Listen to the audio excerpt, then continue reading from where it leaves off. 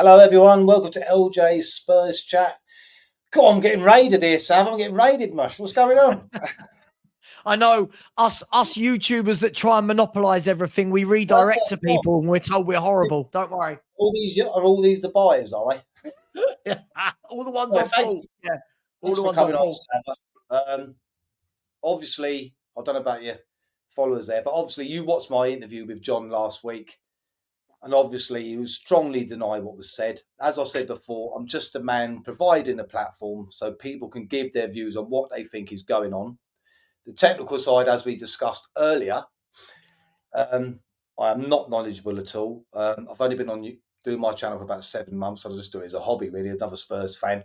So really, Sam, I'm just going to let you crack on and explain about the interview, explain the different aspects about what spoke about you and others last week.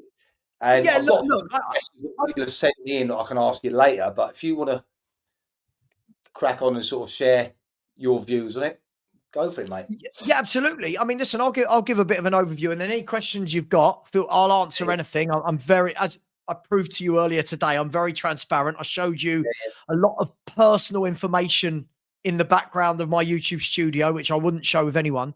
But also, I would say for any of your viewers that want to ask a question about how YouTube works and revenue and subscribers, feel free. I'll answer it. Look, I think from my point of view, this isn't about, oh, let's have a big war. And, oh, I hate that person hates me. I don't care about all that. All I know is, obviously, you had the chat with John, who I don't know, by the way. I've never met him. I've never spoken to him. But I've seen over the last few months that John is putting out a lot of videos which talk about exposing.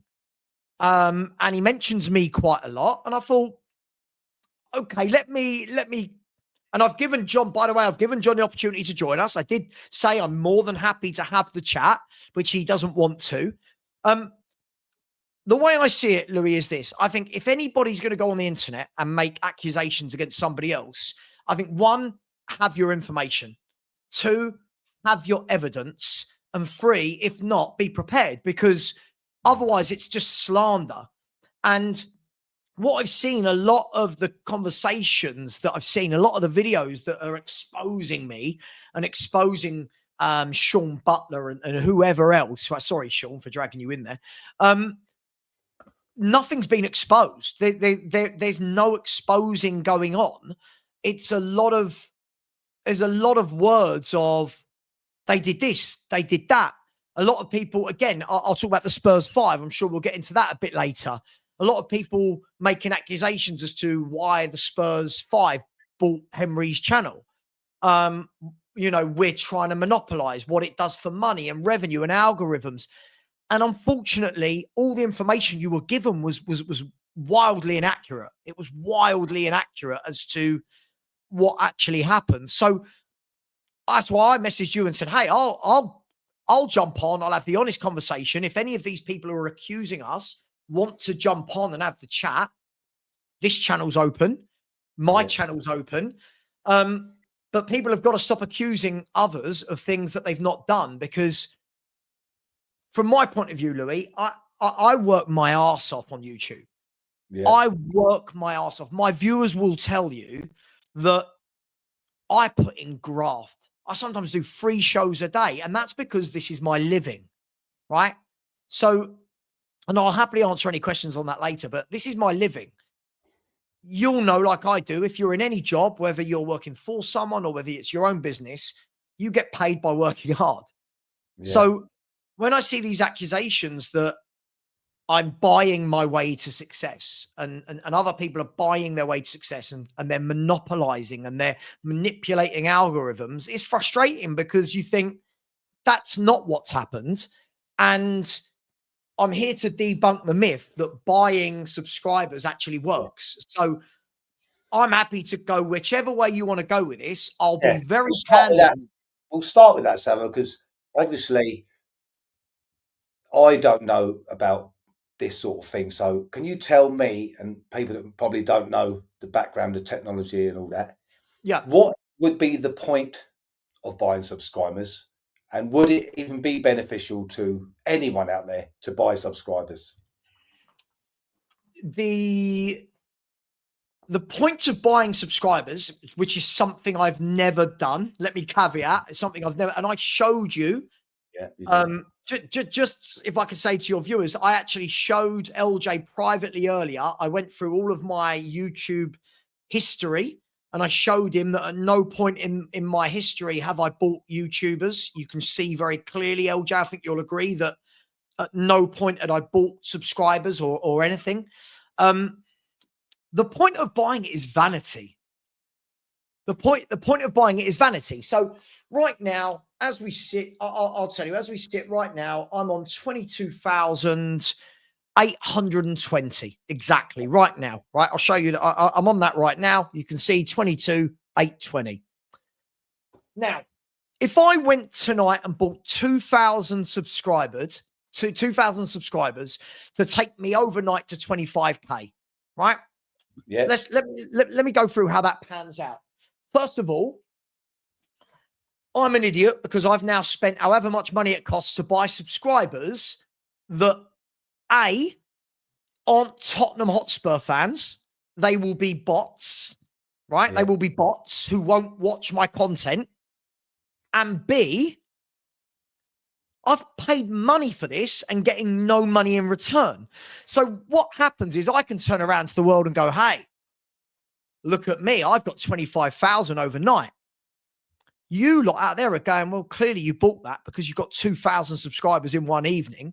And as I showed you earlier, the only people out there that are getting days where they have 1,000 plus subscribers were the likes of Expressions Oozing, who's got 450,000 subscribers.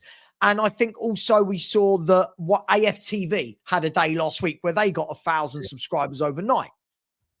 Now, if I buy those subscribers, Louis, what happens is when people go to my channel, they go, oh, this guy's got 25,000 subscribers. Look how big he is. By the way, it's not even that big, but look how big he is. Blah, blah, blah. When I next go live, my views won't change. And by my views, I don't mean my personal views. I mean the viewers who watch me won't change because all of the subs I would have bought won't watch me because they're bots. They're not football fans. They're bots. So what will happen is my subs will go that way, but my viewers will stay this way. So all I've done is I've bought subs. I haven't, by the way. This is hypothetical. I would have bought subs. Yeah, Sean was slandered as well. And you know, Sean was slandered as well. I would have bought subs so that it looks great. But my aim as a YouTuber and as a business is the views make money. Sure, Savva, right? If someone gets, I'm just assuming, right, that everyone's like me, is thick as shit when it comes to all this, yeah? Right, so if you get so many subscribers and no views, have YouTube an obligation, have YouTube a responsibility to look into that? Wouldn't they knock the subscribers off if they were bought me? What they will do, and anybody who's got a YouTube channel will see this. There are days when I'll look and say, let's say, for argument's sake, let's say I'm on, I'm on 22,820 subs, right? Mm-hmm. Tomorrow, I might wake up and see that I've gone down to 22,800. And you'll be like, well, where have those 20 gone? And what YouTube do is every day they clean up bots. So if they are not real accounts, those accounts get shut down, one sub less off your account. So all YouTubers will see this, right? That you will lose subscribers sporadically because of bots. So if you buy subscribers over time, those bots will be whittled down. Hence, no point in buying subscribers. But Louis, the phrase I used for you earlier was subs are for show and views for dough, right? Let me ask you something else before I forget. Go for it. I've been told, and in that interview as well, it was brought up that you can buy views as well. Is that correct? Not that I know of. No, I'm just asking the questions. Yeah. This is all new to me, you see. No, I don't know what I genuinely listen. This might be a question for someone with more intelligence than me. Yeah. I don't know how that would work. But again, if you're buying it, you're buying views. That surely would remove the fact that you're earning money from your views. Surely you're then just you're leveling out. So the whole point, right? The more views you get, the more money you make. That's just that's natural of any business, right? The more your product does well, the more money you make. So buying views, I've never heard of that. I've never heard of that. I don't know what it would do. So no, I'm gonna have to say no. I'm gonna have to say no. I don't believe you can buy views, but I've heard that you can buy comments as well. I saw on your show. I've heard that you can buy subscribers, likes, and views. That's what I've heard. You can buy subs. I know you can buy subs. I don't know anyone personally that has bought subs. Sean's in the chat saying you can buy views. I don't know about that. I don't know anyone personally that's bought subscribers. No one's said to me, hey, guess what I did at the weekend? I bought 4,000, 5,000 subscribers. I don't know. But I'll tell you why this pisses me off, Lou. Right? Sorry, Louis. Sorry. I'll tell you why this pisses me off, right? Is people like myself, and I'll group Sean into this as well, because he's accused in the videos the same way I am. People like myself and Sean started roughly the same time, I would say. And we have worked our asses off, right? So I'm obviously going to get annoyed when this thing comes up, obviously, yeah. Absolutely. We have worked our asses off. Our own shows, having to go on other people's shows to get recognized, panel shows, watch-alongs, match reactions, videos, shorts, all the admin that goes into it. When you do this full time, Louis, when I finish live now, I've now probably got another 2 hours of admin to go and do for my shorts, for my videos, for to clean everything up for the day. And then I do it all again tomorrow. So I know I've got somebody coming on that doesn't know me. And as I said, I'll say this again. And if he sees this, I don't have a problem with that John guy. I don't know him, right? But when I've got people like John going on to shows like yours and saying, this is how it works, this is what these people are doing, I take exception to that because it's not true. And then what frustrates me even more is when I look at the comment section and I see other YouTubers who surely know this isn't true going, go on, John, tell them, expose them. And it's like, sorry, expose us for what? Working hard? You're going to expose me for working hard, building my channel organically and making money. And by the way, obviously, I'm not going to say it loud, but Louis, I showed you how much money I earned last year, right?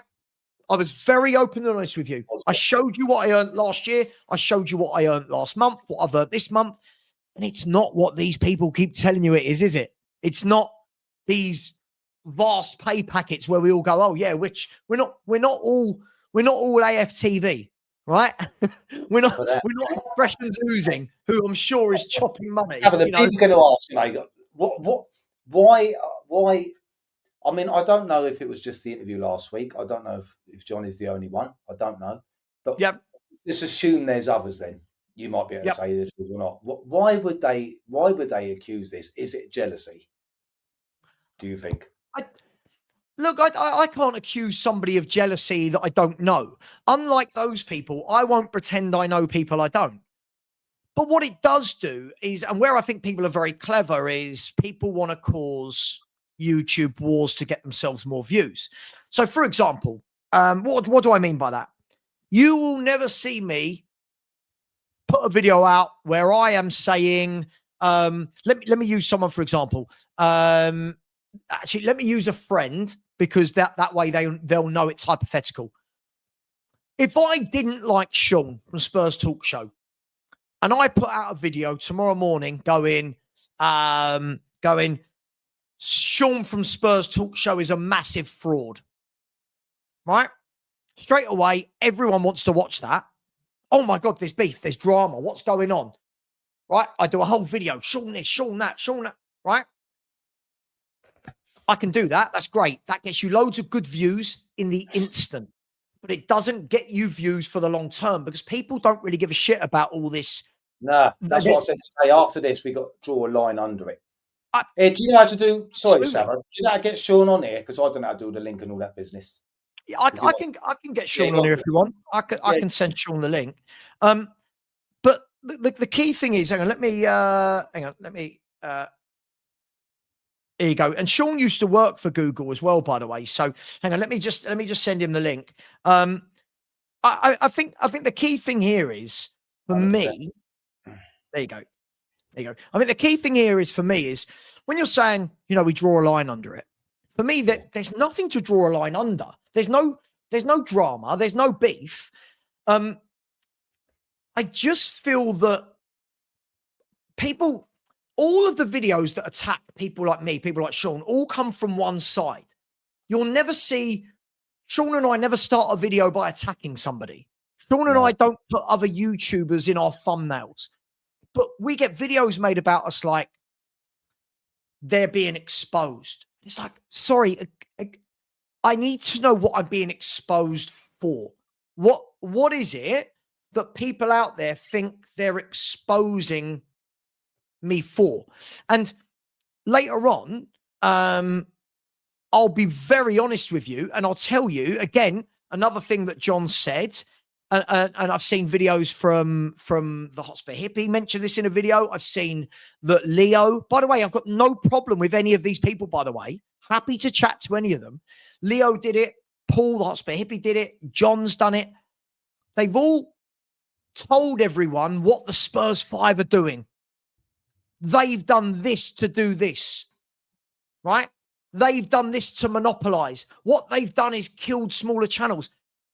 These people have no idea how that works because if anything, we're helping smaller channels. If anything, first of all, I hate saying smaller channels because we're not massive. I think Sean will agree when he joins. We're not massive channels. We've just worked hard.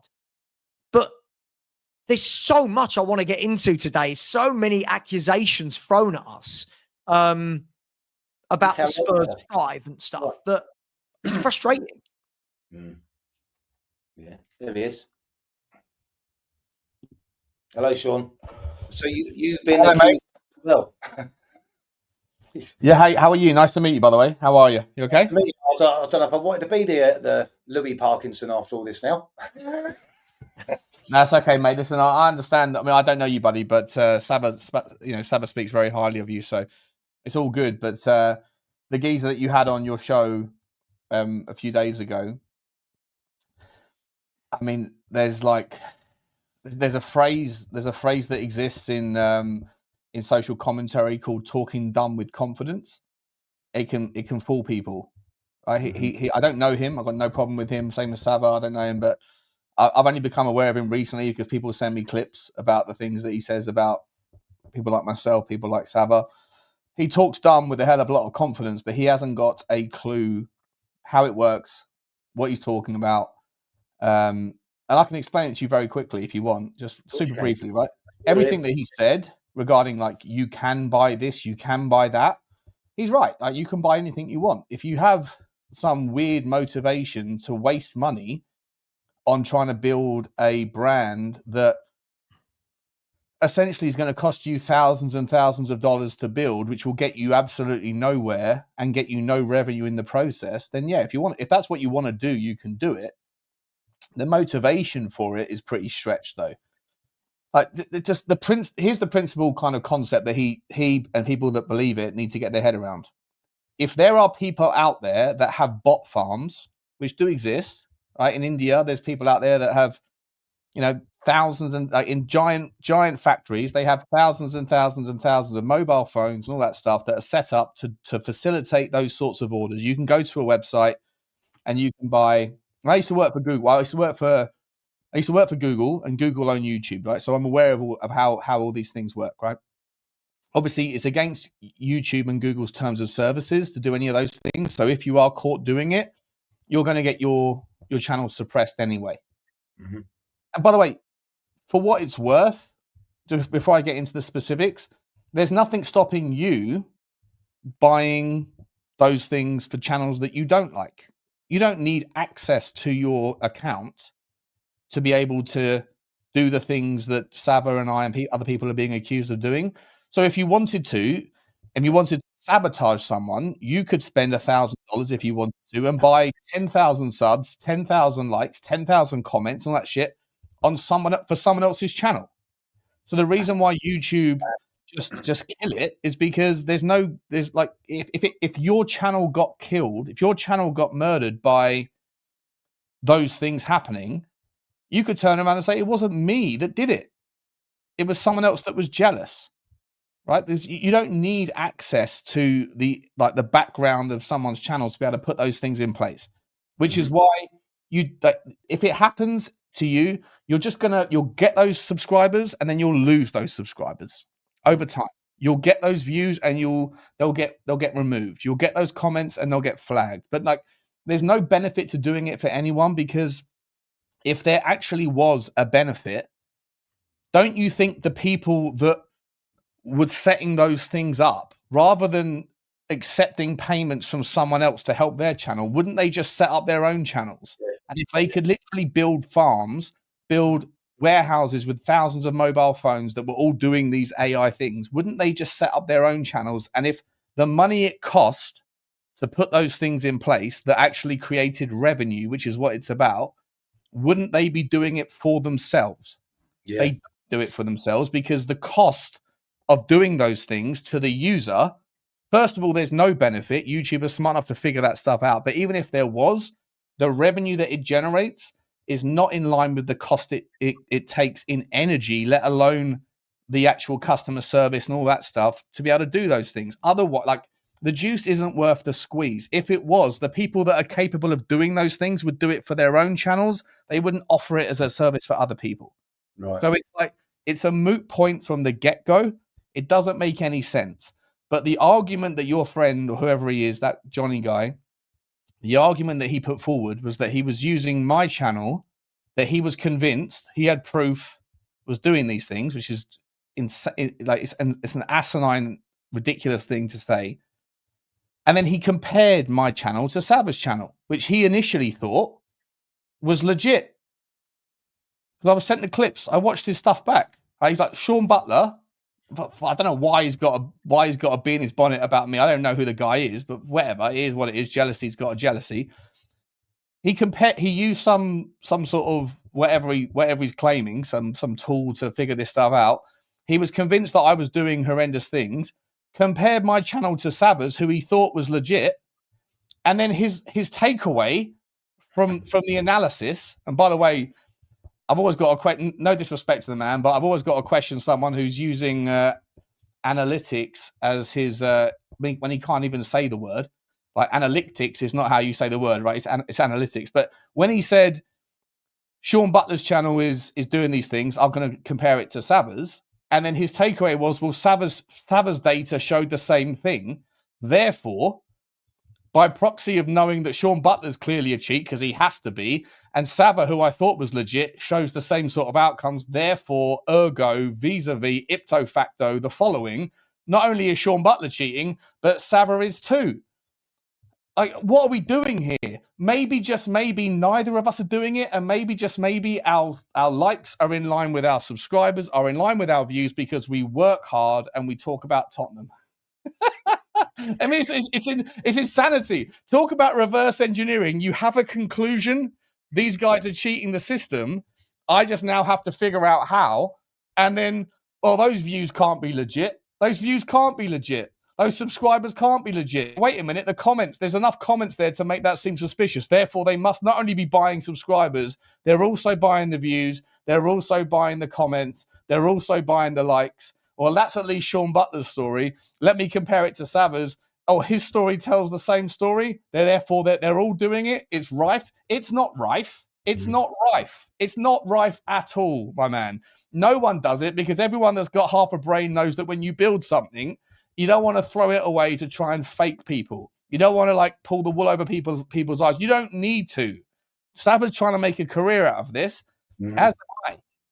You know, it just takes hard graft. And if that person and people that were of that way inclined, if they just stopped talking about other people and started talking about Tottenham, they might be able to build something too. And the other narrative, before I shut up and I'll let you get on with it, the other narrative that it's so unfair that certain channels have all of the airtime.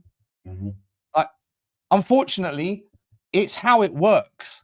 Like, we all went through it. Savva started at 0 4 years ago, 3 years ago. I don't know how long you've been doing it, Savva. I started at 0.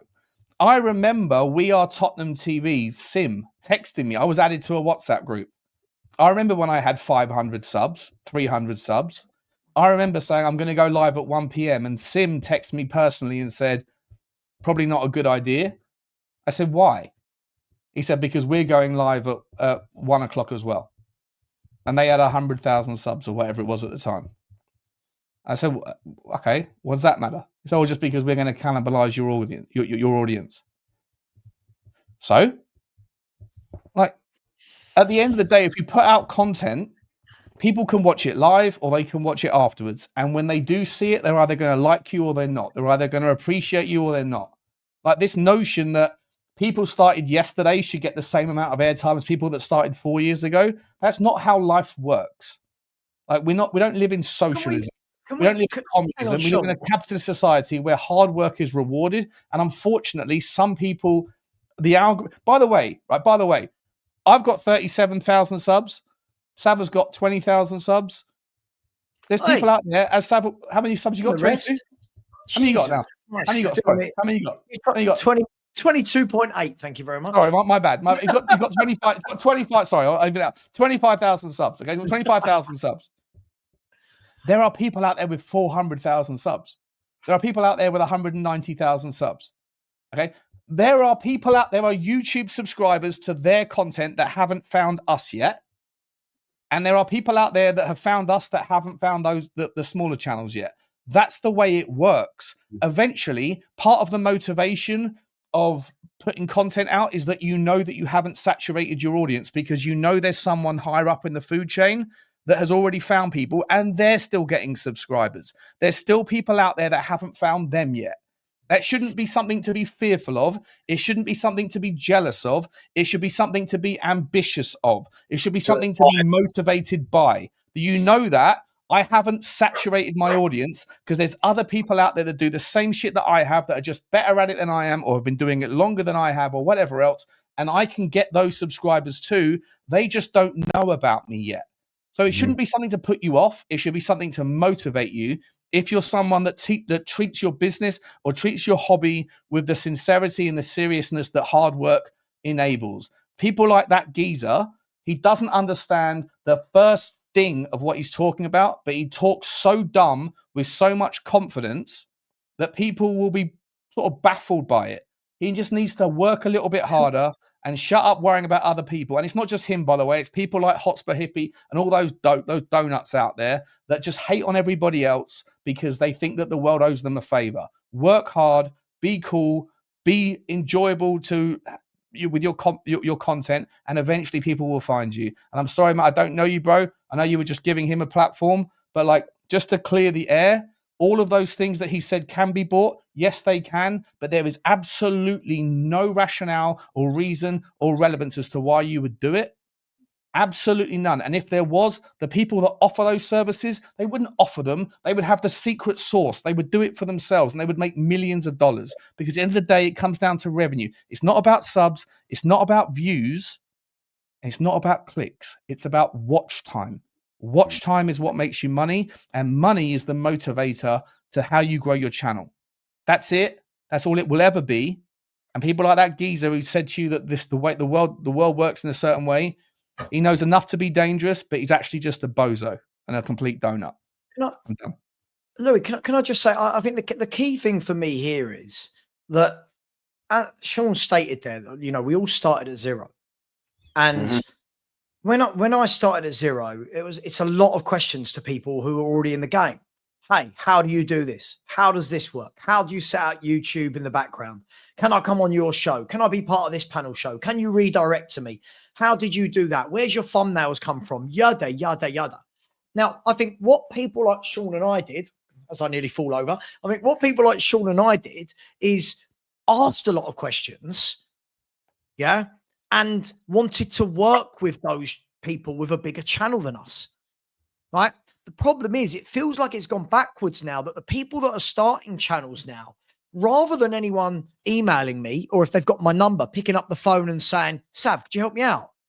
Sav, could you come on my show? Can I come on your show, Sav, and you help me get subscribers? The people that have done that grow. By the way, I'm not even a big YouTuber. Like if I look at it, the people that are bigger than me, Sean's bigger than me. Last Word on Spurs are bigger than me. Chris Cowlin, Expressions Oozing. You know, there are people that are much bigger than me, right?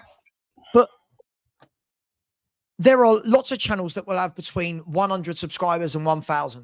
And they message me, can I come on your show? Yeah, sure. Can I come on the Spurs review? Yeah, sure. You can come on.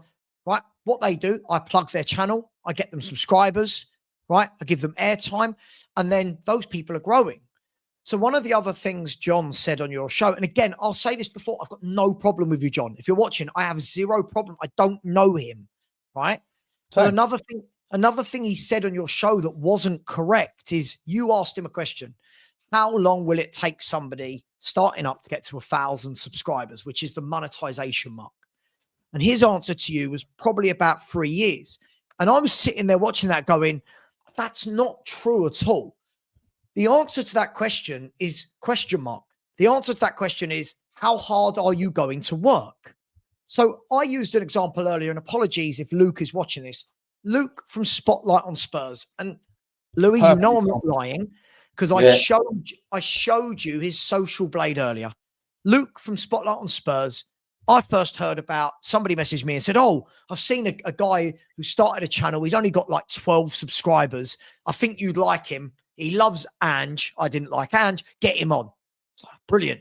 So I messaged him. He didn't even message me. I messaged him and went, hey, mate, I like the way you come across. Do you want to jump on? Luke has been going, I think we saw, was it March? Since March. So April, May, June, July, August, September. In 6 months, he has 1.5 thousand subscribers. He came on my channel when he had 500 subscribers in April, right? And I love the guy. I've seen his stuff. He popped in some, I don't know how he came across me, same way as anyone else comes across anybody else. He came across my stuff and I got him on, and I had 1,500 people watching live at the time. And he was brilliant. He was brilliant. He was a breath of fresh air. There was no toxic, nothing negative. It was just his take, his style. Yeah. I said, lads, in the chat, because it took me 6 months, right? It took me 6 months to go from 0 to 1,000 back in 2022 or 2023. I forget. Yeah. I started in December, and by May, I think it was, I got to 1,000 subs. Well, everyone, sorry, I'm going to lose this one here. Sorry, guys. Everyone's agreeing with you, and you're putting evidence across, but someone's just put this up. Could you just describe this so the question is answered? Because you're not getting hardly any negatives on it. Can I answer this? Can I go to this? Yeah. And Sean, are you happy for me to be brutally honest about this? About what happened? Yeah. Okay, cool. So again, this is a great example, right?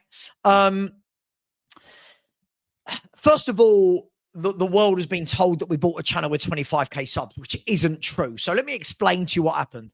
Sean and I were having a chat for, I don't know, a couple of months going, hey, want to do something different, want to have like a panel show where we get people together who all have very different views. And when that happens, Louis, there's conversations of, well, should we do it on yours?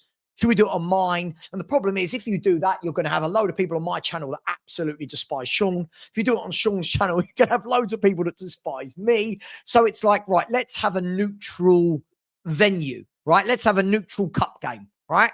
So we said, okay, look, let's do it on my second's channel. So I've got a channel which has got about 2,500 subscribers that I don't really use, but it's there if I ever need to. So we said, okay, let's do that. Let's grow it on there. We'll start with 2,500 subscribers. Let's go from there. Then the opportunity came up. So obviously we're friends with Henry Wright.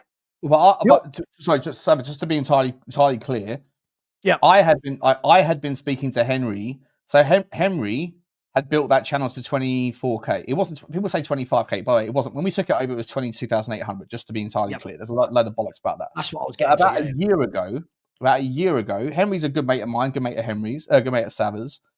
Henry had started this channel, and he was really good mates with a guy who's an Arsenal content creator, a big time Arsenal content creator. And those two had a fallout, and that other guy, allegedly, I'm not going to, no point in bringing it into the conversation, but essentially had spoilt that channel for Henry, because he'd sent a lot of people towards Henry when Henry decided to start his new vibe, which was more around all content, not just Tottenham. So he started a new channel from scratch, from zero, by the way, and he's grown it to 70,000 subscribers, near enough, 65,000 in a year and a half, right? So again, another demonstration of from zero to monster by doing it, by being consistent, hardworking, and finding his own little grift, right? And I say grift as people take it as a term of as like a pejorative. It isn't a pejorative. It's a grift is just like a what's your shtick? And shtick is like the Jewish word for the same sort of thing, right? What's your way to capture people? And Henry figured out that there's a lot of money to be made, and a lot of views, and a lot of clicks, and a lot of subs to be found by being a fan of one team and talking positively about other teams, because there's nothing that other team fans want to hear than a rival fan saying that you're great, right? I'm a Tottenham fan. It kills me to say this, but Man United are brilliant, Arsenal are brilliant, all that bollocks, right? All that stuff. And those fans type in the comments, "You're the real one. You're a real Tottenham fan," and because you're telling me what I want to hear. Whatever. It's a grift. It is what it is, right? And Henry knows it. We all know it, right? It's like Henry laughs about it, but it's what it is. Anyway, so the other channel that was sort of spoiled went into dormant mode. So about a year before Henry and Savva and I were talking, I said I'm a business guy. Right, I'm always looking for business opportunities. I own businesses. I'm always looking for business. I said, Henry, do you not want that channel anymore? What are you going to do with it? He said, probably nothing. I said, I'll buy it off you. He said, what are you going to do with it? I said, I don't know. Maybe I'll put it into a reaction video. I'll figure it out, but let's figure out the price. And then I got hacked, right? So I had some distractions. So a year goes by, or 9 months goes by. I start picking up the conversation again. Are you still okay? You still want to sell it? You doing anything with it? Long story short, put it on the back burner. Then Savva and I have the conversation. Savva brings it to me. Do you want to do something, Sean? I said, yeah, maybe. But then Stella and I had issues. Stella and I had a lot of history, right? I didn't like Stella. Stella didn't like me, yada, yada, yada. In the meantime, I'm mates with Johnny. Lubo's coming onto the scene, becoming more and more popular. And then, Savva, I'll let you take over the conversation from there. Yeah. So basically, Sean comes back to us and goes, look, Henry's selling his channel. Do we want to buy it for X, Y, Z? I'm not going to tell you how much we spent, but we had to spend money to buy it. It wasn't, can we give him 50 quid? We had to spend money to buy the channel. The same way you would in any other business that is looking to grow. So we bought the channel off Henry at 22.8 thousand exactly. So straight away, when people come on and tell you 25K, again, the information is out there to find what it was when we took it over. Now I think it's sitting at 26 and a half. I don't know, 27. I don't know, something like that. So we're having to grow it up. Now, here's what I was trying to explain the other day, Louis, right? When we do that, people just go, they bought views, they bought subs. Okay, brilliant. We took over a channel. Now, the risk for us was, cool, we spent that money, but what if on day one, 22,800 subscribers of Henry Wright turn around and go, I hate every single one of them. Unsubscribe. That's the risk we take, right? But we also know that, hang on, right? This is a good platform. We're going to be starting a Spurs show anyway. We've got, most of them are going to be Spurs fans because Henry Wright is a Tottenham fan. So we're sitting there going, there's no downside to us to do this, Louis. There's no doubt that the downside to us is, what if people don't want to watch us? Well, sure, but people are going to love Sean. People are going to love me. I think that the actual trade-off for me, the way I pitched it was, look, Stella and I have got issues, right? I've never worked with the geezer, right? We've had massive problems, Louis, right? Massive problems in the past. Savva and Stella have got history, right? Initially, it was supposed to be the big six. Henry was supposed to be a part of it. Henry didn't want to be a part of it because of relationship issues in the past, right? Lubo and I not have any personal beef, but we have dramas on the screen. And Johnny had, you know, some potential hiccups as well. And so I said, look, guys, if we start this from ground zero, we have to do at least probably, even if I'm bringing all of my subscribers to the channel, and Savva's bringing all of his. Tottenham Away obviously was getting, you know, for different reasons was on kind of hiatus, and Lubo didn't have a channel, and Johnny didn't really have a huge following on YouTube. He's got something through my second venture with him, but like, you got to get through that whole monetization period, which takes a bit of work, right? So I was like, well, imagine if this thing goes tits up after 4 streams, then we've jeopardized potentially our reputations by starting something and then also having the chaos that might ensue. Why don't we just shortcut that initial period, just the initial monetization period, that one thing, which, by the way, if we had started given our followings, given the amount of people we could bring over, we would have got through that in 2, 3, 4 streams. But what's the point of going through all that stuff without any ability to monetize it, just for it to all fall apart because we all can't get along? So the amount of money it would have cost, we figured out the amount of money it would have cost to have taken over the channel versus the amount of money we would have lost in the monetization period was worth the risk reward. That was it. It's a business decision that's been decided by people that have got a bit of like brain about them. It wasn't some attempt to monetize. It wasn't some attempt to monopolize, and it wasn't some attempt to try to cannibalize other people. It's insane. For what it's worth, if Savva and I started a channel tomorrow and we pointed everybody that we have on both of our channels into the same direction, we would still be in the same situation we would now. The hatred and the venom that has come from people that don't understand how the game works, it's because they think that hard work equals the same thing as hard graft and historical value. It's nonsense based on jealousy and envy. And as much as they say it's nothing to do with that, they don't make a good enough argument to present it as anything other than that, Louis. My problem with this, and Louis, this is why, and I've always said I'm happy right now. Like if all the people that have made videos about us, so the 3 main ones that made videos about us were Leo from the Mile High, who I was really disappointed because I speak to Leo. Like I used to speak to Leo on WhatsApp. He put a video out, right? And that video was called the Spurs Five, they want it all. Tottenham's YouTube scene is getting monopolized. Right? At the same time, Hotspur Hippie, who again, contrary to belief, I don't have an issue with, right?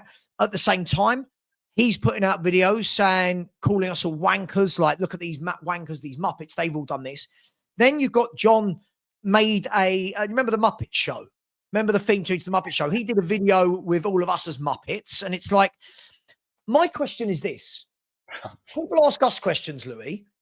Sorry, I'm not laughing. I'm just laughing at the Muppets. No, it's funny. No, Louis, it is funny because I sent it into the group and went, guys, have you seen this? Like this has caused hate.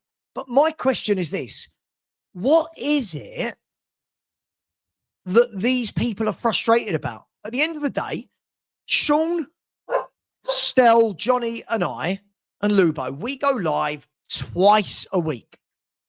Twice a week between 8 and 10 p.m., right?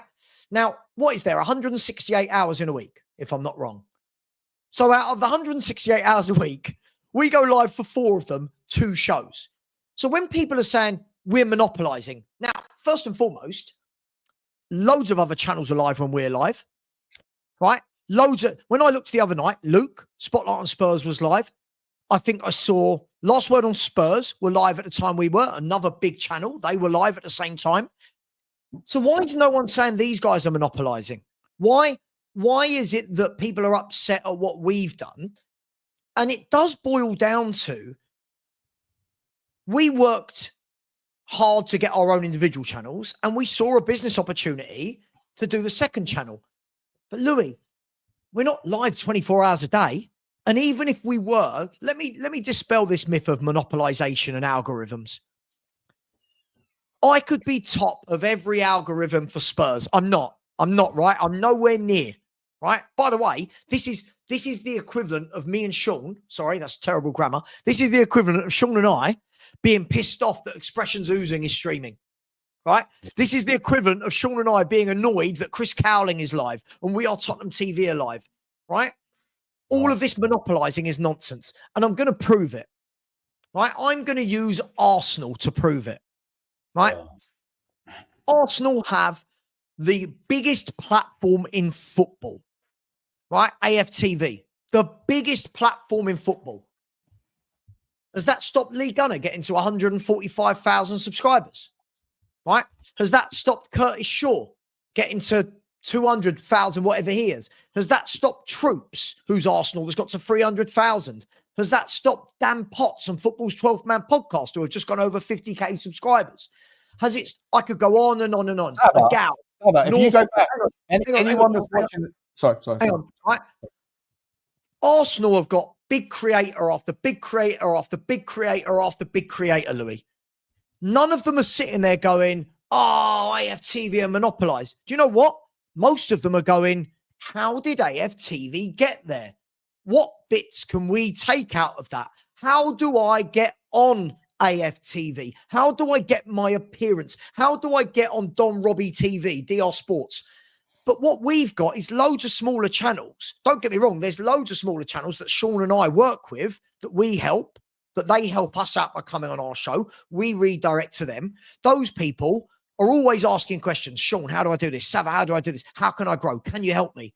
But then you get the other side of it, of the people that instead of just making football videos, instead of saying, oh my God, Tottenham got battered 4-0, let me make a video about that, or Tottenham won 5-0, let me make, instead of doing that, it's easier to go, Sean Butler's a wanker, Savva's a prick. It's easy to do that, but why not say, I don't care what Sean and Savva are doing, I'm going to make my football content. And you know what? Sean's football content is all about football. My football content is all about football. Too many of these people want to worry about what we're doing rather than that's the shortcut to clicks, Savva. That's the shortcut. Why didn't John or Leo ring one of us up and go, guys, can I come on your show? Yeah, sure. But they don't. Instead, it's easier to make the accusations. Because they figure out half of the recipe. Right? Half of the recipe to success is dramatic content. Dramatic content, Louis. Right? You look at Football's 12th Man, right? Dan Potts. I don't know if you're familiar with him, Louis. Great guy, Arsenal fan. It's not necessarily an Arsenal channel. It's a bit of everything channel. He does his live streams, and then he puts the clips up of these dramatic, like heated arguments or whatever, and he titles them all like Popcorn Time, Monster Debate. I watch them. Like he's like the titles are clickbait as hell, but they get people to click. Yeah. Like you might click for the video, you might click for the title, but you stay for the content. I don't think that the title represents the drama that's seen. Every day he's got Popcorn Time, all that stuff. I don't think, and this is no disrespect to him, I think he's doing a brilliant, amazing job, and I love the guy. But like, I'll click for the title, and I'll end up watching the content that doesn't necessarily represent the drama that's in the title, but I'm still going to subscribe because every now and again there's an absolute worldie of a thing. But people love drama, and so people like Hotspur Hippie, people like these other guys that talk about other content creators, they know they've seen it. They're not idiots. They see with their own algorithm that the most viewed videos on their channel are the ones where they're slagging other people off. Right. The problem is that's a short-lived shortcut to clicks, because ultimately you're not really demonstrating value. You are not bringing the value. What you're doing is bringing attention to other people's value. And it doesn't work that way. So I'm more than happy for anyone to talk shit about me, because I've always seen it from the day I started. People that didn't like me for my takes on certain topics, say what you want about me, but if you're talking about me, no such thing as bad publicity, right? You get people to come and check you out, whether they're coming to hate you or coming to like you or coming to defend you, whatever else. But at the end of the day, Louis, if you go back to my channel and you go to videos or live streams and you filter by chronological order, and you go back to the very start in December of 2022 or whenever it was, 2021, you'll see there's 22 likes on a live stream that lasted 2 hours. And most of that shit happened months afterwards. I was talking to myself. I pressed record on StreamYard and I had 0. Louis, you're on StreamYard right now. In your top left-hand corner, you can see how many people are watching, right? I don't know whether there's 50, 100, 150, whatever. Good luck to you. I hope he gets up to 1,000. But for about 2 months, I had 0 watching. Occasionally 1. They would hang around for 5 seconds and then they'd piss off again. I was talking to myself for time and time and time again. That's the process. And you know what? It gives you a thick skin and it reminds you to be humble with the process, because that's how it works. People that think that those people that have got here, that they don't deserve it and that everybody else should get the same access, go through the same shit that we went through. Rome weren't built in a day. We all went through it. We all went through it. And this idea that Spurs 5 shortcutted it, no, they didn't. No, we didn't. We only shortcut the monetization period because we weren't sure if it was going to happen or not, whether it was going to kick or not. But the channel would still be getting 1,200 people a show, because Savva's got 25,000 people. I've got 37, and they're all legit. There's no buying of subs. There's none of that bollocks that this guy thinks there is. It's a load of waffle. He's got enough knowledge to be dangerous, but dangerous equals dumb if you don't know what you're talking about. And again, that guy, whoever he is, if he wants to debate me on it, more than happy to bury the fella, because like it was embarrassing. But at the end of the day, I don't care. I'm more than happy to, but I know that it upsets certain people to be slandered. Like, it's hard work.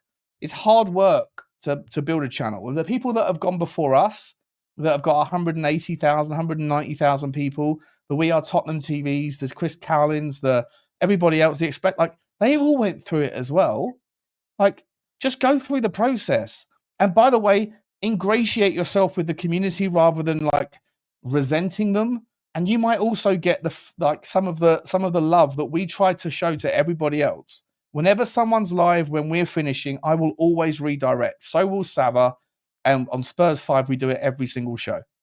So the people that resent us, like, if they stopped with that crap and just said, I'd like to come on your channel, I'd like to be a part of it, we'll redirect to them too. We redirect to everybody, don't we, Sav? It's like it's not even there's nothing but love here, but the resentment is uncalled for.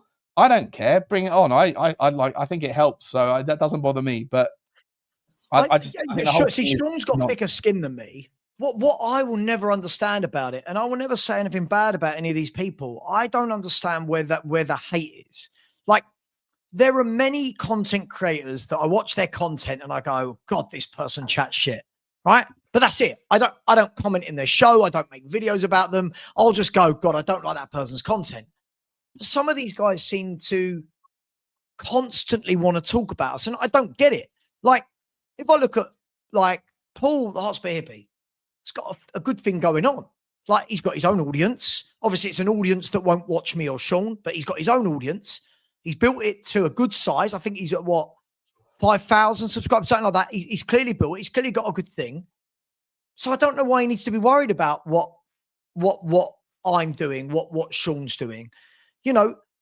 Someone like Leo, who I actually liked. It's not that I don't like him. I was really disappointed when he made that video slandering all of us when I've spoken to him before. Video though, the edit on it. The edit, by the way. But again, but when you see someone that talented that can edit videos the way he did, imagine you made that about football and not about slandering 5 other people.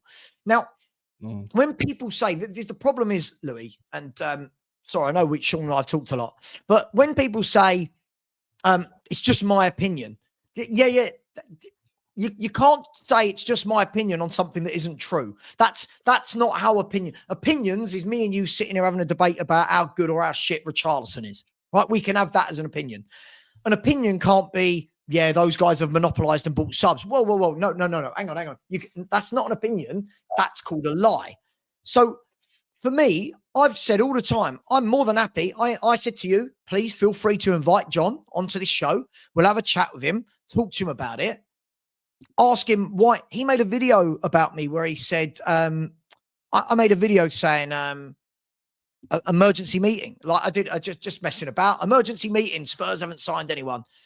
His response is, talk about emergency meeting. He'll need the emergency room if I meet him. And you're like, so I don't know you, mate. Like, what's the? And then what you get is, yeah, well, us real fans. Like, I don't understand what this means. Why can't everybody just do their own content, right? If you want to come on and talk to me on my show, I have never said no to anybody who's asked to come on my channel, Louis. If you said to me tomorrow, Sav, can I come on your show, one of the morning shows this week? Sure, there you go. There's the link. Anyone is welcome. Doesn't matter if you've got one subscriber or you're Mr. Beast with 450 million subscribers. Anyone is welcome on my show. But I can't just keep having this. There was a real big spate of it towards the end of last season with Sean, myself, and Stel constantly getting videos made about us. And that's fine. But people started to see through it. People started to get bored of it. We were called pricks. We were called cunts. We were called wankers. It was like, why? Like, why were we? So I get frustrated by it. Sean, I don't think won't mind me saying this. Sean's got a lot more thicker skin than me. He'll go, Savva, don't worry about it. But I'm frustrated because I've worked my arse. It's honestly like, if you hate me, adore me, you'll never ignore me, sort of thing. Savva, I've said this to you 1,000 times, bro. Like, you are someone that has an opinion. You are someone that has a strong opinion, and you're happy to debate it. Like, sure. When you are someone like that, you are perfect for content, because, like, you watch Piers Morgan, right? They have people that are super right, super left, and these people have built their own audiences in their own echo chambers, and there's millions of people that like this person, and they like this person, but the audiences hate each other. You look in the comment section, and it doesn't matter whether you're buried in the comment section. It doesn't matter whether one guy is buried. What's happening is that person's got his face above the parapet, and he's strong in his conviction. And that is what people want to see. Whether they like you or hate you, they want to watch you. And if you're in the content game, you don't want to be vanilla. If you're someone that says, well, look, there's this side of the argument and there's this side of the argument, that only works if you're talking ahead and it's just you. But if you're on a panel show, you want to have a strong opinion, but you shouldn't care about the reactions of people who dislike you, because can we refute that? The show was so much weaker without you, bro. I do want to refute something though, Louis. I think this is really important that we get this next point across. Part of the show you had was the part of the interview when you had with him. He mentioned about how he got abuse and threats, and I don't condone that to anyone, right? Let me be very clear. I don't condone that to anybody in the world. Then he made out like it was our viewers come over and do that, and we've sent them. Listen, like Sean, I'm very, very clear in my chat, right? And people in here right now will tell you I'm very, very clear in my chat, right? If you abuse other YouTubers, I will block you. Yeah. And if you want to keep talking about other YouTubers, I won't bring your comments up on screen. Listen, so again, okay, let's talk about this. Luna Richo, yeah, I made a mistake. I went on screen drunk. It was a very, very shitty thing to do. I was an idiot. And then I moved on and I apologized to the people involved. But there's a huge difference between me making an idiot of myself and making videos abusing loads of other people. And let's not pretend like Jacob's a fucking clean squeak, mate. That guy's a rat, bro. Yeah, I don't want to go down that route. Listen, I've got no problem with Jake. Jake and I get on, right? I've got no problem with that. My point is here, I just think everybody at some stage, Louis, I think it just needs to all stop. Yeah. And my point is, when you said like we need to draw a line under all this, the difference is, what I would say is, people like on our side, I'm not making videos about anyone. I'm not talking about these content creators on my show, right? I'm not. I am not talking about these people on my show. So I don't understand. It's all coming from one side. And I don't mind when it's about our football opinion. If someone wants to turn around and go, oh, God, you see Savva's shit opinion on Ange or Frank or Richard, cool. But why am I being called a prick and a wanker and a narcissist and my wife's being called a whore. I'm getting death threats. I'm being told that, I'm being told that we are buying subs and we're doing this and we're burying smaller channels, when in fact we're actually trying to help the smaller channels. Savva, for what it's worth, though, mate, like, when Daniel Levy apparently screwed up the Eze deal, right? I had 7 death threats. No, I'm sure. 7 death threats. Sure. I'm not like, what am I? I'm supposed to be responsible for Eze coming in? It's insane, right? But I meet the people that slag me off on Twitter because apparently I have a defense. I don't think, God forbid, I don't think that Daniel Levy's the worst chairman in the game. I think that most fans would actually, of other clubs, would rather have him than their own chairman, because I defend against irrational logic. When Eze doesn't happen, I get 7 death threats. I meet people that have sent me those death threats outside the stadium, and they want a selfie. There's you know what I mean? I was like, well, wait. I thought I needed a fucking stab vest. I thought you were going to kill me. No, I want a selfie, bro. It's just Twitter. Like there is a massive difference. This is one thing that everyone needs to remember. Everybody listening needs to remember this. There is a massive difference between the social zeitgeist and what happens in real life. There is, right? The toxic environment in which Twitter is not a good. It's not the representation of how people feel in real life, and people's actions on Twitter is not the same, and people's actions in the comments never materialize in real life for the most part. Obviously, you get some really horrendous extreme, but I hope that would never happen in football. But in politics, you might get some horrendous exceptions to the rule. But generally speaking, Twitter is a place where everybody goes and acts like a dick, because that's the way that the Twitter environment is. But for the most part, like, I don't know, I'll say this to everybody. Savva, I've said it to you 1,000 times as well, mate. Like, you're brilliant. You're a brilliant content creator. And I would imagine that Hotspur Hippie would be a brilliant content creator, because he is someone who has his strong opinions. If he was just to keep it to football and engage in the sort of decency of that environment. LJ, I don't know you, mate. I'd love to get to know you, mate. If you want to come on my channel, you're more than welcome. And by the way, that Johnny guy, whoever he is, John, if you want to come on my channel and talk about Tottenham, you're more than welcome. Like, anyone is more than, reach out to me on Twitter, reach out to me, DM me. If you want to come on, I'll bring you on, give you a fair crack, right? Same with Savva. Savva's very fair with all that stuff. There's no like cannibalization here. There's no monopolization here. But everybody just needs to either like get on board the reality of the situation that social media is an environment in which people act like donuts, but that doesn't mean that it happens in real life, or back away from the entire environment if it's not for you. But like, thicken your skin to everybody, because it's not real. It's just opinions, and it's about things, by the way, that these people don't even know we exist. Xavi Simons doesn't know that Savva, Sean, LJ, like, they don't know we exist. Daniel Levy doesn't have a fucking clue who we are. That none of them do, and yet we're willing to call other people like this and that and the other, and threaten death upon them because of their opinion. What are we doing here? What are we actually doing here? It's football. It's not that serious. Everyone needs to just relax a little bit. We're just slowly going away from the thing here. I've only got one more question, because you've already answered it all. So I'll let you crack on. There's one more that I will ask you, but you have explained this to me earlier on, which I didn't understand before. So can you explain to the few people that say, some people point to a sudden spike in your numbers? Can you explain that? But you did explain that to me earlier on. Can you explain it to the few doubters? Yeah, sure. I mean, first and foremost, I don't have sudden spikes in my numbers.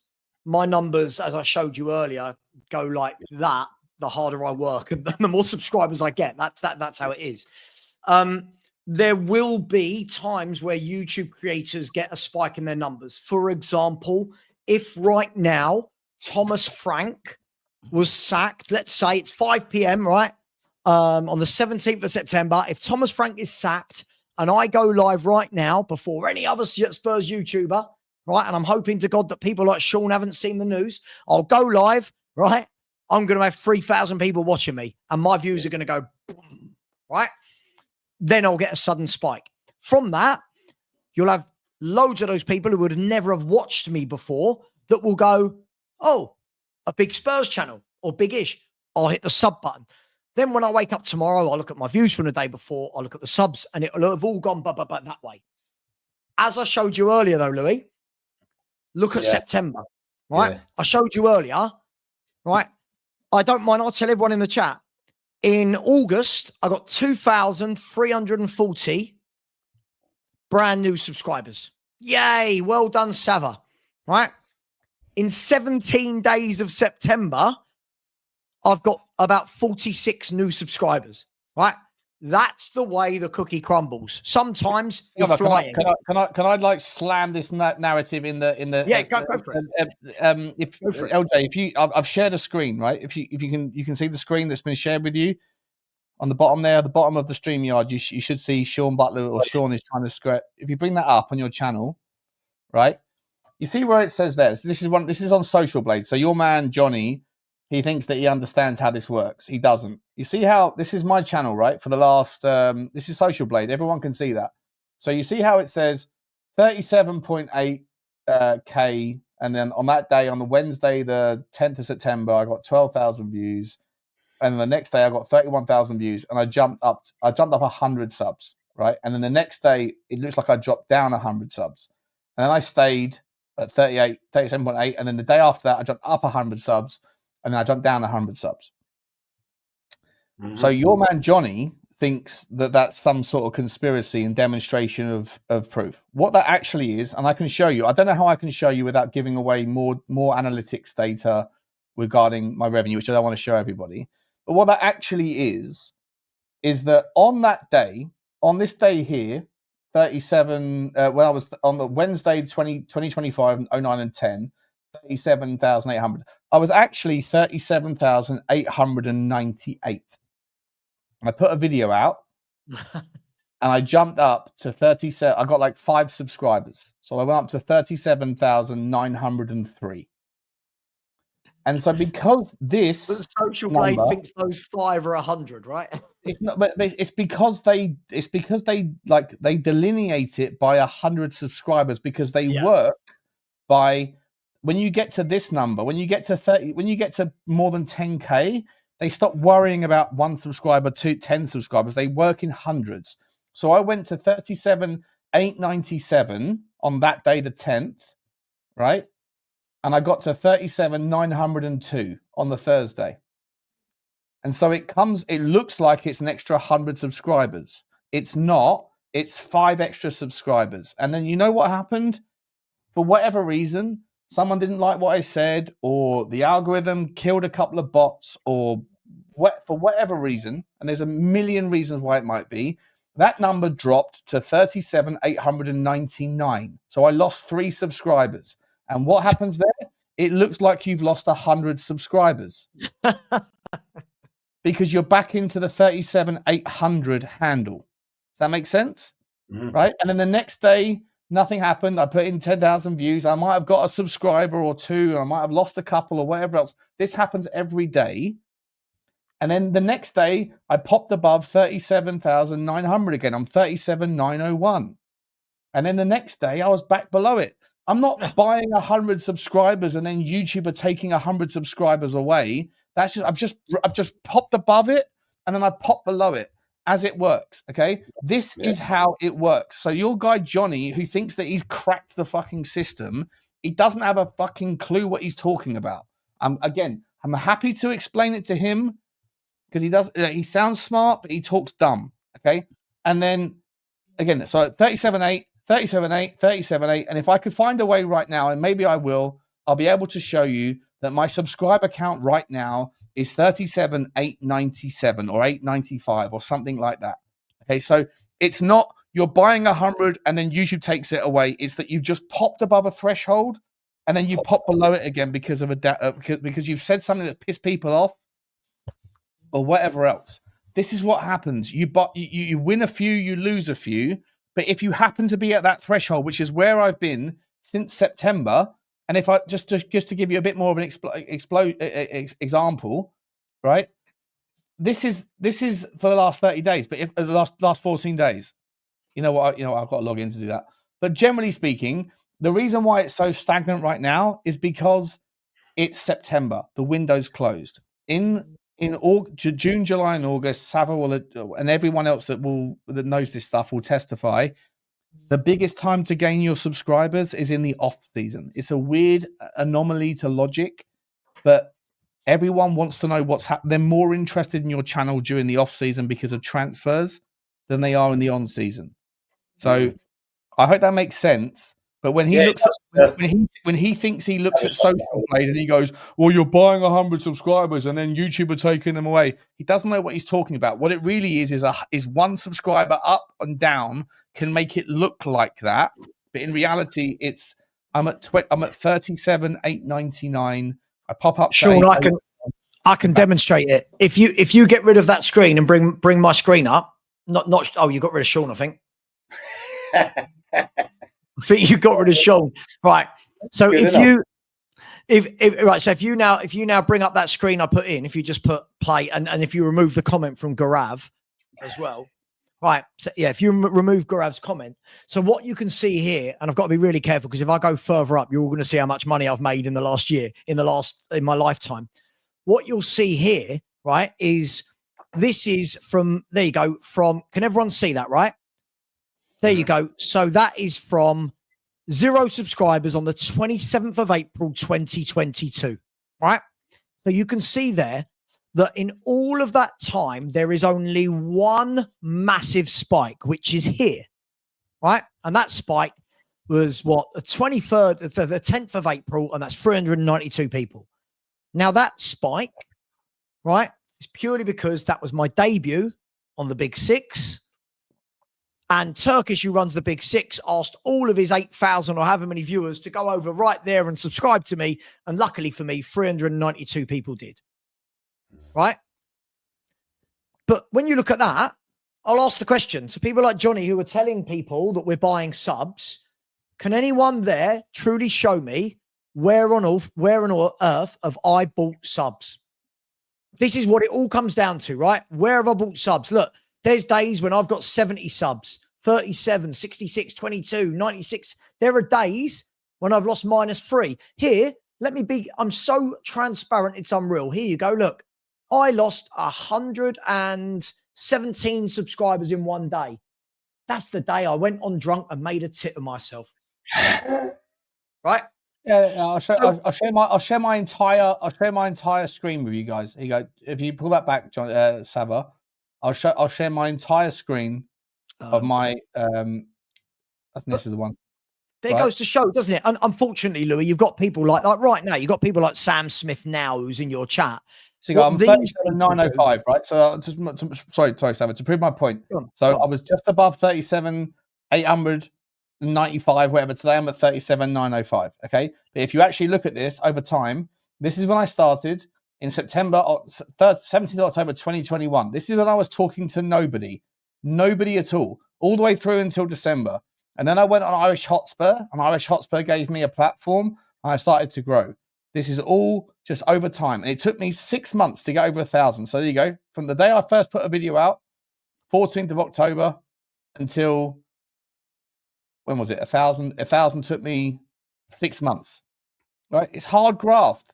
People think that you should get it immediately because you've been doing it. But I was putting videos out every day, and no one was watching. I took my dog out for a walk, and every day no one was watching. And occasionally people would see and they would like it. And then it took me over a year, right? That summer went past, and then it was the summer of 2023, right? So just the end of that season. So I was at 7,000 on the 18th of May, at the end of that season, 2023, and I put out transfer content all summer. And look what happened.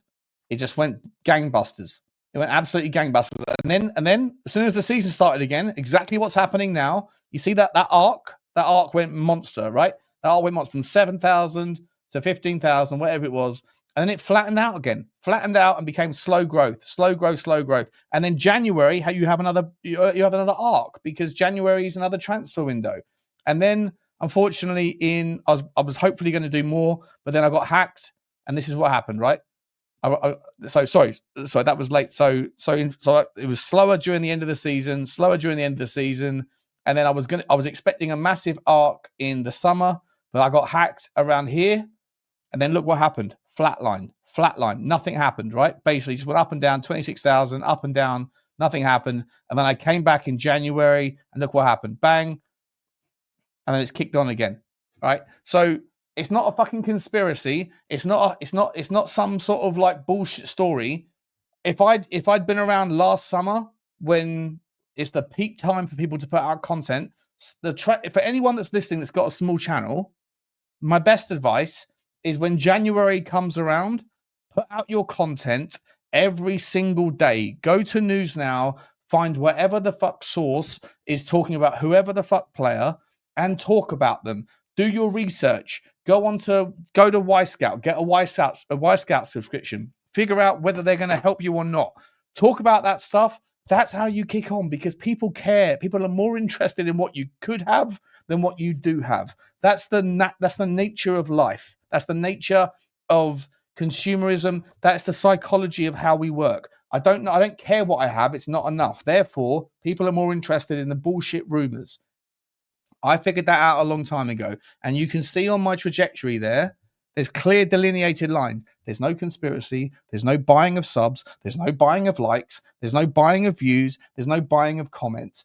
The guy that came on with his like, I've got proof, he doesn't know what he's talking about. And if he wants to come on, if he wants to join the community in good faith, I will happily redirect to him, as long as he talks about Tottenham and doesn't talk about other people and talk bollocks. And that's my point on it. If he wants to be a content creator, I'll plug him into the same people that I'll always redirect to. There's people that are watching right now who and Savva will always redirect to, because that's what we do. We're all part of the same community. But the people that talk shit about the community, they don't deserve the redirects, because all they want to do is get more people watching them talk shit about people that are putting in the hard graft. So, like, wake up. Can I mention one last thing? Sorry, Louis, I don't know how you are for time, but can I mention one last thing, Louis, right? I'll say one last thing. First of all, I'm going to say it. Sam Smith in the chat. Dude, you've got to relax. Read the room, man. Read the room. You can call me a crybaby as many times as you want. Just read the room. Relax. We're having a chat. Second of all, I think when these people make these videos, Louis, I don't think they realise when people like Sean and I are putting in this effort, this level of work, this is many, many hours, not just the hours we're putting in on screen. This is multiple hours in the background of admin, thumbnails, trying to find guests, sorting out YouTube in the background, right? This is hours and hours and hours. This is hours that we're away from our family and loved ones. So when I'm going live in the evening, people are going, I'm monopolizing. I've got my wife going, oh, you're streaming again tonight. Oh, yeah, I need to because I've got to earn this much money, right? And yeah, so I do that. I work hard. I get to the end of the day and think, fuck, I've done 10 hours today on YouTube. And then I get these videos going, yeah, these people are cheating and buying subs. And you're like, are you kidding me? Like I messaged Sean. I'm very transparent. I messaged Sean the other morning or the other night, didn't I, Sean? And I said, I'm drained. Like I said, I'm drained. And I said, if I could, I'd have a month off YouTube. I'm drained. I'm tired. But you know what? It's my job, Louis. Right? When we don't stream, we don't get paid. Right? And I showed you my revenue earlier, Louis, but which will stay between me and you because of that trust. Right? I'm not in a position where I'm earning the money that these people will make out that we are. So what these people are essentially doing is attacking us for trying to build and grow a business. Off the back of all the shows I've done, all the hard work I've done, I've had the Sun ring me and say, hey, do you want to come and do some work with us? William Hill, gambling.com. I didn't get that through cheating. I got that because they've seen my content and gone, hey, there's something we like. Do you really think the Sun Sport are going to be like not aware of the mechanics of how to cheat the system?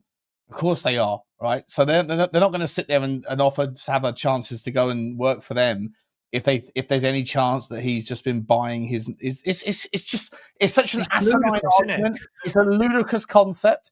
I'm not saying this from my perspective. I'm saying this for the benefit of everybody else. Just work hard, right? If you have an opinion, press record. If you're intimidated by the idea that no one's watching, guess what? No one's gonna watch you if you're not pressing record. It's like the guy Michael Jordan that said you miss 100% of the shots you don't take. Just press record, say your piece, upload it. 15 people might see the first episode, like the first version of it. If 5 of them like it and they sub, do another one. And even if they don't, do another one. And even if they tell you you're a prick, do another one. Do another one. Do another one. And eventually you'll figure out the recipe. You'll figure out your own story. It's so unbelievable. It can only be described as jealousy and ignorance combined into a mesh of recipe of hatred, to sit there and think that people that don't want to talk about Tottenham have a problem with people that do. Right? The reason why your views are not happening is because you're either not doing it, or you haven't got through that period yet, or because you're just jealous and talking about other people. And that is a short-lived life cycle, because no one really gives a shit in the Tottenham community about what you think about someone else. They care about what you think about Tottenham and whether or not what you're saying makes them feel at ease with their own concerns about the club. That's it. If you haven't got the stones, if you haven't got the inclination, the interest, the education, the knowledge to go and do a little bit of research about who it is we're linked with. Oh, today on News Now, we're linked with Nico Paz. Who is he? Is he good enough? Yeah. Could we get him? What's his story? What's his background? How much will it cost? What's going on with Tottenham's finances? If you can't be bothered to go and figure that shit out, which, by the way, there is a never-ending supply of information to give you an education on, and then for you to interpret that and throw out your own version, if you can't be bothered to do that, then don't hate on people that can. And there's not some conspiracy that those people that do are buying subs. It's just you can't be fucking bothered, and therefore you assume that everybody else is cheating the system. No, that's not the case. Don't be a donut. Stop hating. Work hard. Put in your graft. And if you've got something to say, people will eventually find it, and people will eventually appreciate it. That's how it worked for Savva. That's how it worked for me. That's how it worked for We Are Tottenham TV, who are miles ahead of us. And that's how it worked for Chris Cowlin. That's how it worked for Expressions Oozing. Anybody that's above us in the chain went through the same bullshit that Savva and I are going through. So stop with the bollocks. None of us are cheating the system. We all just put in the graft. And if you can't be bothered, then fair enough. But don't expect that the algorithm needs to behave in a way that respects the fact that you're a lazy prick and disrespect the fact that we work hard. You're just being a donut. There is a difference, right? There is a difference, Louis. Like, there are a difference between people like you've openly said, Louis, many times to me, you do this for a bit of fun. You stick up a video every now and then, and you've got another job, right? You've got a thing.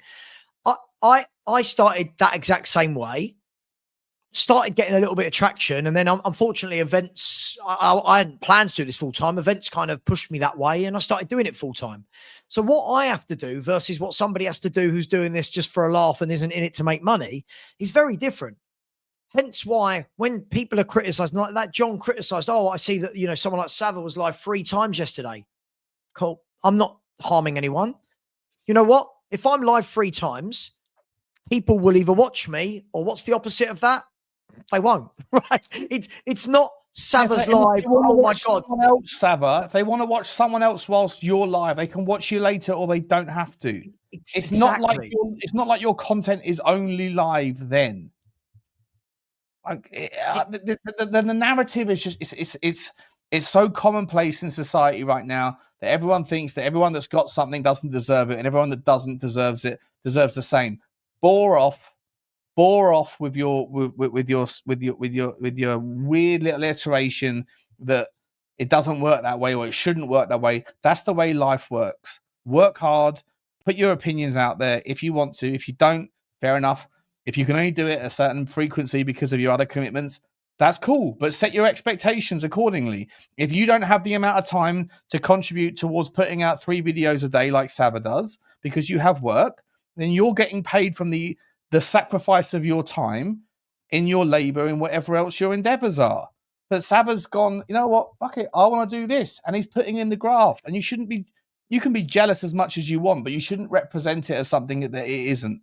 It's outrageous slander, and I'm not here for it. I'm not here for it at all. I think it needs to stop. But you know what? At the same time, people are going to do what people are going to do. Like, I'm expecting backlash. I'm expecting backlash from this video, right? Because people will see this that we're attacking, and I'm not. All I'm saying is to all those people that keep saying these things, like, oh my God, Sam Smith, give it a rest, mate. Is that another account? Yeah. Oh my God, dude, give it a rest. We get it. You don't like me. It's fine. So when Johnny was saying to you yesterday on the other stream that he gets abuse, Louis, imagine being on YouTube all day like I am, and imagine the abuse that someone like me gets, right? So when we're talking about abuse, anyway. By the way, nothing wrong with being drunk. But no, look, listen, I've done some silly things. What are we doing here? All have, right? My point is this. I'll say to anybody, to whoever it is, whether it's John or whoever, I'm not hard to get in contact with. My email address is there for all to see on the internet. If any of these people really want to get my number, they'll know someone to get my number from. And I'll happily talk to people. I just wish that everyone would stop making these videos that attack each other, and everyone would stop making these videos where they're pretending they know other people's circumstances, because it's madness. And what they do is they always say that they don't condone abuse. And the moment you make a video, right, they always say it's not personal, we're not making abuse. The moment you make a video accusing somebody of something, you are asking for people to pile on and jump in on that. And the problem I've seen is when these videos occur, Louis, what happens is you've got all these people going, oh my God, did you see that Savva and Butler have been buying subs? What? Because one person's made a video saying they exposed us for nothing. Now everyone's going, did you see? Did you see? It's crazy. Just talk about Spurs. I'm offering all those people the hippie, Leo, Johnny, all these people that make the videos about us.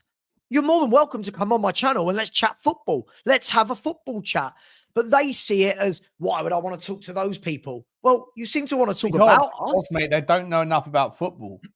They're not interested enough about football, Savva. That's the problem. These people, they have the ego. And let's be entirely honest, everybody that puts their head above the parapet and presses record on the video, every one of us has an ego. Every one of us does. Well, everyone in life has an ego, right? That's just the you, right? But everybody has an ego that's sufficiently high enough to think, I've got an opinion I want to have. But those people who don't know enough or can't be bothered to go and have an opinion about the things that we're linked to, the stories that connect us, they can't be bothered to go and research Bournemouth before we play them because they're not interested in Bournemouth because they only really support Tottenham. They think that they're entitled to the views that everyone else is, but they can't be bothered with the fucking the due diligence of figuring out who the players were linked to, who we're playing against. Villarreal. There are people that I've seen going, I don't know anything about Villarreal. You're a Tottenham Hotspur channel. You're supposed to be a fan channel of Tottenham Hotspur, and you want to put out a piece of content about a preview to a game, but you haven't even bothered. Even if you don't watch La Liga, you haven't even bothered to go and figure out how they play, who their danger men are. What are we doing here? It's an entitlement. It's like I've got the arrogance and the confidence to put myself in the parapet, but you know what? I haven't got the graft to go and actually figure out the shit I don't know before the game that's playing. What are we doing here? And the people that are in that sort of pocket of the community, I'll use Hotspur Hippie as an example, right? And I don't mean disrespect to him. In fact, fuck, I don't give a fuck. The guy's a donut, right? There's nothing Hotspur about him because he doesn't know shit all about Tottenham. There's nothing hippie about him because hippies don't, treat other people the way that he does, right? He's a Hotspur hippie. He's a fraud on both sides of the argument. I wish he would just cheer up, do a little bit of due diligence on the stories in which he wants to engage, but he doesn't, and he can't because he can't be bothered. And so that's fine. But then his argument is, well, I can't be bothered to put out a video that's only going to get 100 views if I'm just literally pressing the next comment on the chat and saying, oh, hi, Hi, Tom. Tom says, hi, Hotspur hippie. Hi, Tom. Next one. Paul from Melbourne says, hi, Hotspur hippie. Hi, Paul. What are we doing here? What are we doing here? If you can't be bothered to put out content because you don't know how to like figure out what it is you want to talk about. So you figured out a while ago that if you put out the Tottenham community are all frauds or they're all racists or whatever it is you want to say, all you're doing is exposing yourself as someone that isn't anything to do with Tottenham. And you also not anything to do with the hippie, you know. But you know what? I won't mention individual names. Listen, as I said, I've got no problem with any of these people, right? Happy to. Yeah, no, sure, that's fine. That's you, and this is me. I've got no problem with any of these people. What I don't understand is I don't ever go searching for their content, right? I don't ever go searching for people's content. I don't make videos about people. But when people are doing it, it's always one-sided, and I don't get it. And I get that if it was attacking my football opinion, I've got no problem with it, Sean. Right? If somebody put opinion, they haven't got their own football opinion. That's the problem. No, sure. But what I don't get is not saying everyone has to be friends, of course, nobody, but there seems to be a lot of irrational hatred towards people that people don't know. So me coming on screen and being really adamant that, oh my God, no, I hate Ange Postecoglou, terrible manager, turns into me being a narcissist, a horrible bloke, a wanker, a prick. And you're like, whoa, hang on. Isn't it funny though? They never mention all the nice stuff you do when you help other channels, when you do charity work, when you've done, no one mentions that stuff. And that's what I really don't like about this whole thing. I just wish everyone would stick to their own content. And you know what? If they don't like my content, don't watch it. The Spurs Five, we're not hurting anybody. People want to watch us. Cool. You're welcome. If you don't want to watch us, you don't have to. That's life, right? That's absolutely life. I just wish the lies would stop. That's all it is. I just wish these are people I've never met, Louis. Well, people I've never met. Hopefully this will stop it now, Savva. You know what I mean? A lot of it. It won't, Louis. Louis, you're too naive. This is going to amplify the problem. This is going to amplify it, mate. This is how it works. Well, my learned friends, you've put your case across expertly today. And it's a shame that we have to come on and not talk about football. But as I said to Savva earlier, and I said in the interview with John, everyone's got a right to reply when something like that is said. So, but do you know what, Louis? YouTube videos in a day get something like 1 to 1.5 billion views across the world, right? When I'm hearing that my channel that might get 10,000 views in an evening are monopolizing YouTube, I just think to myself, come on, can we please keep a bit of perspective? Because if I'm monopolizing, by the way, I've got nothing against what are We Are Tottenham TV doing?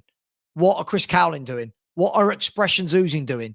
Are they monopolizing, or have they built a wonderful product that thousands of people enjoy? Is it that, or are they monopolizing? Rather than hating, like, get building. You know, that's what I did. We're all the same, aren't we? We're all Spurs fans at the end of the day. You think? Well, you think we're all Spurs fans? It's mad. I think like the key thing for me here is I only ever wanted to talk football. And listen, I've had loads of drama over the last 4 years of doing this. However, the drama has got less and less and less the wiser I've got to doing this. But I keep getting dragged back in to these lies. And if you've noticed, right? Yeah. So always just other YouTubers to go and see and subscribe to. He is not. Yeah, I always say, go and subscribe to this person. Go and watch this channel. Watch all the channels. And yet what you get back is lots of hate. But for me, I've learned over the years, right? But I keep getting dragged back in with the lies, Louis. Right? I could, if you said to me now, Louis, between now and the end of December, right? Are you going to make a video about anyone else or slate anybody else? No. I'll have debates with people that come on my channel and they might get heated. Sean and I have heated debates. Sean and I have heated debates all the time. You're always wrong. It's never personal. It's never personal. I've seen quite a few of them.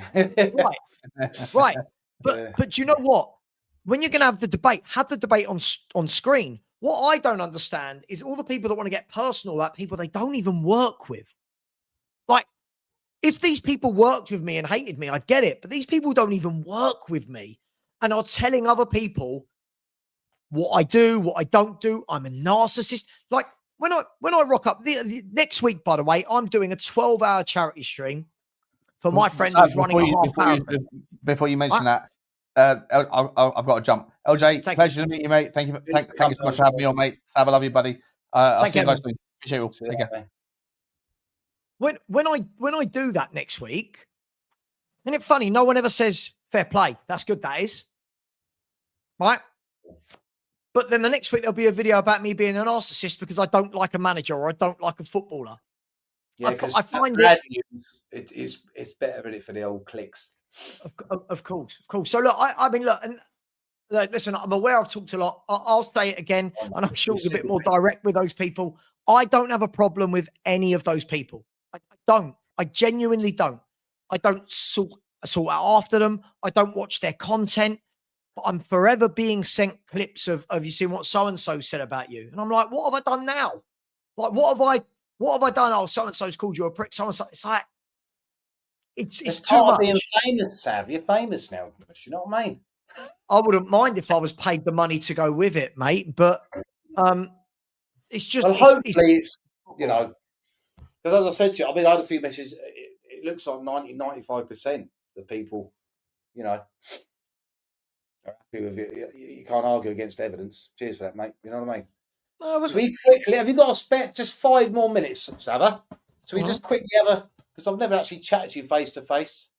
Have a quick 5 minutes on what did you think about last night? Let's have a bit of football chat. Yeah. Got the job done, I would say. It wasn't great. It wasn't great to watch. It's definitely a team that are at the beginning of trying to work out and identify the manager's process and what the manager wants us to be.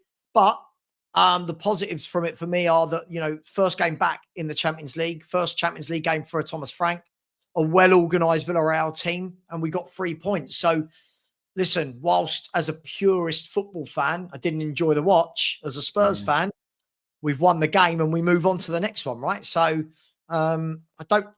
it's definitely not one I'm going to watch back. No, it was strange for me because I thought in the first half, they didn't dominate, but they controlled it. But I think coming out of it, because we're doing a brief one, I think it just goes to show that you've got to play Polina in all the big games. Yeah, and I think agreed. Desperate for a left winger. Desperate because Simmons needs to be in the number 10. Agreed. The reason I want Polina in there is because Bergvall and Sarr do go forward, and it leaves a lot of work. I mean, Paul Bennett was knackered, but the second half was really weird for me yesterday. Because they just didn't come out. It was strange, very strange. Yeah. I make you 100% right on Paulinho. I've seen a lot of people in the last month or so saying, "Oh, there'll be certain games you don't need him for." I disagree. This guy, for me, allows the rest of the team to play, sit in front of the back four, do the dirty work, win the ball, give it to better players. I think he's integral to. Sorry, my dog is trying to chew through my wire. Stop it. I think you can get away with not playing Polina in a few Premier League games, in a few Carling Cup games if the draw's favourable. But in big games or even medium teams, if you can call them medium teams, you need him there.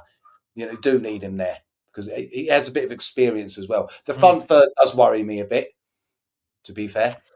I think the key thing is that we're still learning and working out. I said it on my show earlier today that I think what we've got to remember is 2 of the forwards that we bought in this summer haven't really had an opportunity yet. And what I mean is Tell was signed the day before the international window. So he's had minimal time on the training pitch with Spurs and Thomas Frank. Kolo Muwani's not fit. We know that. He hasn't played all summer. He's not fit. When those 2 are fit and Thomas Frank finds his system, I think we'll be a lot more fluid. I think we'll be a lot better going forward. But I completely agree with you. I've been screaming about this for months. We needed a left winger so badly. We miss a proper left winger so much. And I think that's going to really, I think that's going to knock us down a couple of places in the league. not You having reckon that that balance. the January window of all this change in the boardroom and that? Do you think they're going to come out and make a statement and go, bang, there's 85 million quid for Savva? I hope so. Good idea, I wouldn't mean, it? Yeah. yeah, they've got to. I think all the best teams are balanced, right? And for me, we're not balanced at the moment. We're not balanced, and obviously, people will say it can't all be done in one window. But I just felt that losing Son, which I think was the right time, Yeah. you've got to replace him. I thought it was criminal to go a whole summer, lose arguably your second best player for the last decade behind Harry Kane, and not replace him. I think that was criminal. And for me, I think it's gonna bite us in the backside. But let's see what happens when we get to January. Everyone's now hoping there's a great big left winger signing, right? We'll see. We'll see. But I out of all the signings, I was absolutely gutted when we didn't get Savva. Absolutely gutted because I thought Oh, it me was too. a Spurs player. Him and on one side, Kudus on the left. Because I Oh, think we all faint. I know Aaron's won the cup and all that, but let's look at it. I think how many times was we all shouting, we need wingers that go past people, yeah.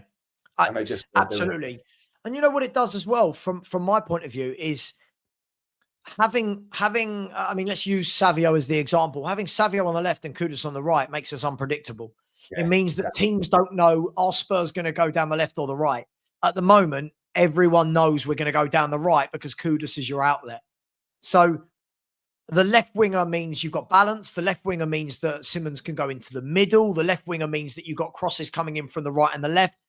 That's why when people go, it's all right, we'll wait till next window. I was so gutted we didn't do it, Louis. I was so gutted. I was. Really was. But I think it was Bournemouth, weren't it, when they, as soon as Kudus got the ball, there was 2-3 players on him. So he went over to the left, but there was nothing there. yeah, I think the problem with Kudus is so good, so strong with the ball, so talented that other clubs are going, hang on, if we put a couple of men around him, you kind of nullify Tottenham a little bit. And lots of fans going, oh my God, he's not scored yet. And he's not. It's like, well, he can't do it all himself. He needs a playmaker to play off. I think he needs a really good centre forward to bounce off. And, but I think Kudus is a wonderful footballer. I think that's a brilliant signing. I love watching him play. Really do. Oh, really good. Well, thanks for coming on. So we'll leave it at that. So it's been nearly 2 hours here. Thanks for coming on and having space. And we wait with bated breath, I suppose. Well, listen. As I said, I like to think. I like to think I haven't said anything derogatory about anybody in this show. I don't think I've not belittled anyone. I've not cussed anyone. All I'm saying is, I just wish that if these people want to say these things about us, please find out what actually happened before you're telling the rest of the world. You know, the Spurs Five is 2 shows a week. We're not live 3 times a day. And what I do on my own channel, I'm allowed to do whatever I want on my channel. I've built it. I built that through my own hard work. So I'm hoping there's no backlash, but I'm sure people will, because they can't tell the difference between having a chat and drama. But for me, there is no drama. I don't have an issue with any of these people. I can't make that clearer. That's fair enough. What is this? I'm gonna have to look into this. I don't even know who this Thanos bloke is. Maybe I'm leaving. Savva, it's been emotional. Yeah, no thank doubt you. I'll speak to you soon, my friend. And thanks for sharing all your information early on. No worries. Can I just say to everyone who's in the chat, there's so many of you in here. 100 of you right now should be smashing that subscribe button for Louis. Jump on the little channel, mate. Not a serious channel. It's just I said it's not a serious channel. We do know our football, but we do muck about.